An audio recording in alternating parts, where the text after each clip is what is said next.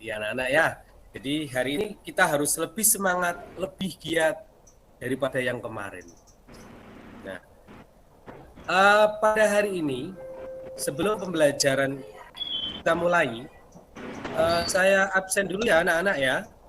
Yang pertama Mas Ghazali hadir tidak? Hadir. Hadir. Hadir Pak, hadir. Mbak Ngantini hadir. Pak Sarkanto hadir. Alhamdulillah hadir semua ya. Hari ini tetap semangat dengan untuk pelajaran hari ini. Anak-anakku sekalian yang saya cintai dan saya banggakan, sebelum kita mulai materi pelajaran, kita akan mengulang sedikit untuk pembelajaran yang kemarin. Kemarin kita belajar tentang sholat jamak dan qashar. Masih ingat nggak anak-anak sholat jamak dan qashar kemarin? Masih tidak? Masih Pak. Alhamdulillah masih. Sedikit Pak Ustadz akan mengulang bahwa sholat jamak itu adalah sholat yang dikumpulkan dalam satu waktu. Dua sholat yang dikumpulkan dalam satu waktu. Tetapi kalau qashar adalah sholat yang tadinya 4 diringkas menjadi 2 dan seterusnya. Itu intinya seperti itulah. Pada hari ini kita akan meneruskan pembelajaran tentang mudahnya sholat bagi orang yang sakit dengan tata caranya sebagai berikut. Pada pembelajaran ini tujuannya adalah anak-anak bisa menyebutkan bagaimana tata cara sholat bagi orang yang sakit. Yang kedua, anak-anak bisa mempraktekkan bagaimana orang yang sakit ketika sholat. Coba anak-anak, kita lihat gambar ini. Gambar ini gambar apa anak-anak? Anak-anak, gambar ini gambar apa? Gambar orang yang sedang sakit. Pertanyaannya sekarang, orang yang sedang sakit apakah boleh tidak untuk tidak melaksanakan sholat? Anak-anak boleh tidak? Orang yang sakit boleh tidak melaksanakan sholat? Tidak boleh. Tidak boleh anak-anak. Tidak boleh karena sholat itu adalah hukumnya wajib. Harus dilakukan. Harus dilakukan. Walaupun dalam keadaan sakit. Allah sendiri memerintahkan seorang muslim, bagi muslim itu dalam hal ibadah tidak memberatkan. Ada rukhsah, ada keringanan bagi orang-orang yang tertentu, diantaranya adalah orang yang sakit ini. Nabi Muhammad di dalam hadisnya juga sudah menegaskan anak-anak, ya, sudah menegaskan ketentuan bagi orang yang sakit. Sebagaimana sabdanya, sholli qa'iman fa illam tastati fa qa'idan fa illam tastati fa ala jambin. Coba anak-anak artinya hadis tersebut dibaca bersama-sama, ayo. Sholatlah sambil berdiri. Jika kamu tidak mampu sambil duduk, dan jika kamu tidak mampu sambil berbaring miring anak-anak, ya. Jadi itu yang disabdakan Nabi itu adalah salah satu ketentuan bagi orang yang sakit. Jika dia sakit tidak bisa berdiri sholatnya, maka boleh duduk. Duduk tidak mampu, maka boleh tidur berbaring. Kalau tidak mampu juga, maka boleh telentang. Telentang pun tidak bisa, maka dengan isyarat. Itu anak-anak. Paham ya anak-anak ya? Nah, kita lanjut selanjutnya. Ya. Dari hadis tersebut bisa kita pahami bahwa Allah memberi kemudahan kepada kita yang sedang sakit. Jika kita tidak mampu sholat sambil berdiri, maka diperbolehkan sambil duduk. Jika itu tidak mampu, maka boleh berbaring. Jika itu pun tidak mampu, maka boleh terlentang. Ya, kalau itu pun tidak mampu, boleh sholat dengan isyarah, yaitu kedipan mata atau dengan hati. Ya, kita lanjut. Sudah. Sekarang sebelum kita lanjut untuk tata cara agar lebih bersemangat, ayo kita menyanyikan lagu Mari Kita Sholat. Ya anak-anak ya. Ya Pak. Siap. Naik ke puncak gunung. Hafal tidak anak-anak? Enggak Pak. Mosok tidak, dulu itu pelajaran TK nih ini ya. Oh ya Pak. Siap. Hafal ya. Yuk kita nyanyikan bersama-sama dulu. 1, 2, 3. Ayo kawanku sayang, marilah kita sholat. Ayo kawanku sayang, marilah kita sholat. 1 hari 5 kali sujud pada Ilahi, meski sakit tetaplah sholat, anjuran Rasulullah. Bisa duduk, bisa berbaring, bisa terlentang. Bagus sekali suaranya. Ayo tepuk tangan untuk kita semua. Ya, bagus. Ya, nanti dihafalkan di rumah ya, biar hafal ya anak-anak ya. Ya Pak. Kita lanjut. Sekarang tata cara sholat bagi orang yang sakit. Jadi kalau orang sakit boleh sholat tidak berdiri, boleh dengan duduk. Caranya bagaimana anak-anak? Yang pertama yaitu duduk menghadap kiblat dengan posisi duduk iftiros. Tahu anak-anak duduk iftiros? Tahu ya, duduk iftiros itu adalah duduk seperti tahiyat awal, nggih. Seperti tahiyat awal. Setelah itu niat sholat sesuai sholat yang akan dikerjakan. Misalnya mau sholat maghrib, maka niatnya sholat maghrib, seterusnya. Setelah niat, maka bertakbiratul ihram sambil mengangkat kedua tangan. Allahu Akbar. Itu ya anak-anak ya.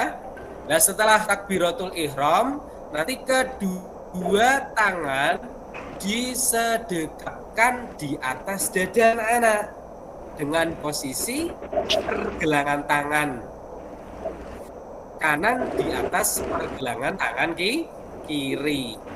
Ya, setelah itu seperti sholat biasa membaca doa iftitah. Doa iftitah ada yang hafal tidak anak-anak? Anak-anak, hafal ya? Hafal ya. Allahu Akbar kabira walhamdulillahi katsira dan seterusnya. Setelah membaca doa iftitah, anak-anak membaca apa? Surat Al-Fatihah. Sudah hafal pasti ya, tentunya sudah biasa dibaca. Setelah membaca surat Fatihah, membaca satu surat di dalam Al-Quran yang dihafal ya. Boleh surat An-Nas, boleh surat Al-Falaq, boleh surat Al-Asr. Yang penting salah satu surat di dalam Al-Quran. Nah, setelah itu setelah membaca surat, maka cara selanjutnya yaitu dengan ruku. Jadi ruku Ruku itu dengan cara duduk membungkuk sedikit ke arah depan. Jadi ketika sholat dalam duduk, mau ruku, itu duduk rukuknya membungkuk sedikit ke arah depan dengan membaca tasbih ruku. Ya, paham ya anak-anak ya, ruku ya? Paham ya? Setelah itu kita melaksanakan iktidal, yaitu dengan cara duduk kembali seperti tadi, duduk iftirosh seperti semula serta membaca tasbih iktidal. Setelah iktidal dilakukan, setelah itu akan melaksanakan sujud. Sujudnya bagaimana? Sebagaimana sujud biasa, ya, sebagaimana sujud biasa serta membaca tasbihnya. Atau kalau tidak mampu sujud dengan sujud biasa, maka badannya bisa membungkukkan lebih rendah daripada ruku. Jadi sama-sama membungkukkan, tapi kalau sujud itu harus lebih rendah dari ruku. Kemudian duduk kembali menyempurnakan rakaat yang kedua sebagaimana rakaat yang pertama, ya, seperti duduk tadi terus itu. Terus selanjutnya Ustadz kasih gambar ini posisi sholat ketika duduk anak-anak, ya. Itu kalau kalian sholat duduk ini posisinya seperti ini. Nah, lanjut ya. Setelah sholat dengan cara duduk dia tidak mampu, maka sholatnya bisa dilakukan dengan cara berbaring. Berbaring anak-anak ya. Berbaring itu bagaimana? Berbaring itu tidur miring di atas rusuk yang sebelah kanan. Tidur miring, jadi yang rusuk sebelah kanan membujur ke sebelah selatan. Terus telinga sebelah kanan tertindih oleh kepala sebelah kanan. Terus lanjut, wajah dan perut, dada dan kaki menghadap ke arah kiblat dengan disertai niat dan bertakbir seperti biasa. Nah, jadi takbirnya seperti biasa tadi ya. Jadi tetap tangan kanan di atas, tangan kiri di bawah di pergelangannya itu. Terus setelah itu ruku dan sujud. Cukup dengan anggukan kepala. Jadi ketika duduk sholat dengan cara berbaring, itu cara ruku dan sujudnya dengan menggunakan anggukan kepala. Atau kalau tidak bisa menganggukkan kepala dengan kedipan pelupuk mata. Jika masih juga tidak bisa, maka bisa menggunakan isyarah, bisa menggunakan kedipan mata atau hati, ya, selama orang tersebut masih sadar, ya, dan seterusnya sampai selesai. Nah, ini Ustadz beri gambar sholat dengan cara berbaring anak. Nah, ini gambarnya seperti ini, ya. Sampai di sini paham anak-anak? Ya, paham, Pak. Ya. Nah, lanjut. Cara yang ketiga bagi orang yang sakit, yaitu kalau dia tidak bisa tidur berbaring, maka bisa dengan sholat dengan telentang. Yaitu bagaimana? Posisi badan telentang dengan posisi kedua kaki diluruskan ke arah kiblat. Jadi tidur telentang, kaki dan kaki diluruskan ke kiblat. Setelah itu kepalanya diganjal dengan bantal anak-anak, berada di sebelah timur agar muka menghadap ke kiblat. Usahakan kepala diganjal agak tinggi. Kalau misalnya nggak ada bantal, apalah yang penting kepalanya biar tinggi. Kemudian setelah itu berniat sholat sesuai dengan niat sholat yang akan dikerjakan. Makanya semuanya ada niat, karena niat itu penting sekali. Sholat tanpa niat tidak jadi. Ya. Yang ketiga adalah melakukan rukuk. Rukuk dan sujud cukup dengan isyarat, seperti menganggukkan kepala atau kedipan mata. Kalau tidak mampu, maka cukup dengan isyarah hati saja selama masih sadar. Bacaan yang dilafadzkan adalah ya bacaan seperti sholat biasa. Jika tidak mampu, cukup dilafadzkan di dalam hati. Nah, ini gambarnya seperti ini anak-anak. Nah ini gambar posisi sholat dalam keadaan terlentang. Ya, paham ya anak-anak ya? Paham tidak? Ya. Paham. Paham, alhamdulillah. Nah, sekarang Pak Ustadz akan membagi dari 8 anak, saya bagi 2 kelompok, 4-4 ya. Nanti Pak Ustadz bagikan kartu. Nah, ini ada kartu nanti ya, saya bagikan per kelompoknya ada 4. Yang kelompok pertama yaitu Mas Sakanto, Mas Ghazali, Mas Abidin, dan Mbak Ngantini. Kelompok kedua yaitu Mas Habibi, Mas Ahmad Muhdi, Mas Burhan, dan seterusnya. Itu ada 2 kelompok ya.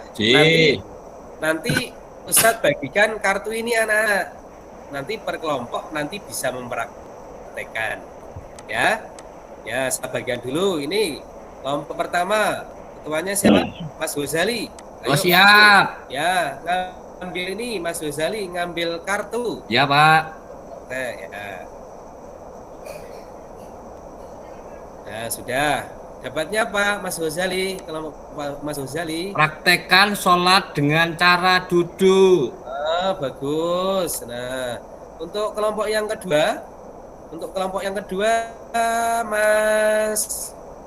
Mas Ahmad Muhdi, coba Pak, untuk mewakili kelompoknya mengambil kartu. praktekkan Ya, sholat sudah. dengan cara terlentang. Nah, sudah. Udah ya, dapat semua ya. Nah, sekarang coba untuk kelompok pertama dulu untuk maju ke depan. Nah, dipraktekkan ya. Ya, Pak. Ya. Udah? Udah. Bagus.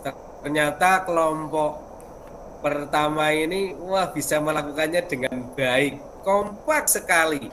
Tepuk tangan untuk kelompok pertama. Wah, luar biasa. Nah, sekarang kelompok kedua jangan kalah dong, ya. Kelompok 1 kompaknya luar biasa. Ya, kelompok 2 coba maju. Ya, Pak. Ya, oleh Pak maju ya, Pak Ahmad Mudi dan kawan-kawan ya. Nah, tenang-tenang. Tadi praktekkan sholat apa, Mas Ahmad Mudi? Sholat dengan cara terlentang.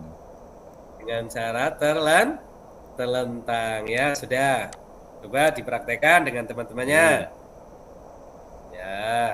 Ya sudah cukup. Wah, ternyata juga bagus sekali ya. Tepuk tangan untuk kelompok 2. Luar biasa ya. Jadi anak-anak semuanya bisa mempraktekkan ya. Bisa ya, gampang ya. Nanti bisa kalau belum terlalu paham nanti bisa praktekkan di rumah dan dibantu oleh orang tua. Ya, paham ya anak-anak ya? Ya, Pak. Sekarang coba kita akan evaluasi. Nah, evaluasi materi. Evaluasi materi yang tadi Ustadz sampaikan, sekarang coba Mas Sarkanto, ini Pak Ustadz punya soal nih. Coba Mas Sarkanto dijawab ya. Nah, coba soalnya dibaca, Pak Mas Sarkanto. Nomor 1. Orang yang tidak mampu sholat berdiri Tidak. melakukan dengan cara berbaring. Dengan cara apa, Mas Sarkanto? Berbaring. Yang pertama tadi apa? Pertama sekali sebelum berbaring apa? Tidur. Dengan cara duduk. Ya, oh, ternyata masyarakatnya belum. Ya, sedikit sudah ya paham. Terus untuk soal yang kedua, coba Mas Ghazali. Mas Ghazali coba dibaca soalnya. Ibadah yang tetap harus dikerjakan walaupun dalam keadaan sakit adalah sholat, Pak Guru. Oke, bagus, tepuk tangan Mas Ghazali. Luar biasa. Memang Pak Ghazali, Mas Ghazali ini memang bagus sekali anaknya. Ya. Iya. Ya. Sekarang yang tiga. Langsung kesimpulan aja Pak. Sudah Oh, kesimpulan. 21 menit. Ya. Kesimpulannya bahwa anak-anak, jadi dari materi pembelajaran ini, anak-anak bisa menyebutkan bagaimana caranya sholat bagi orang yang sakit. Yang pertama tadi kalau dia tidak bisa duduk, maka bisa tidak bisa berdiri, maka bisa duduk. Kalau tidak bisa duduk, maka bisa tidur berbaring. Kalau tidak bisa tidur berbaring, dengan tidur telentang.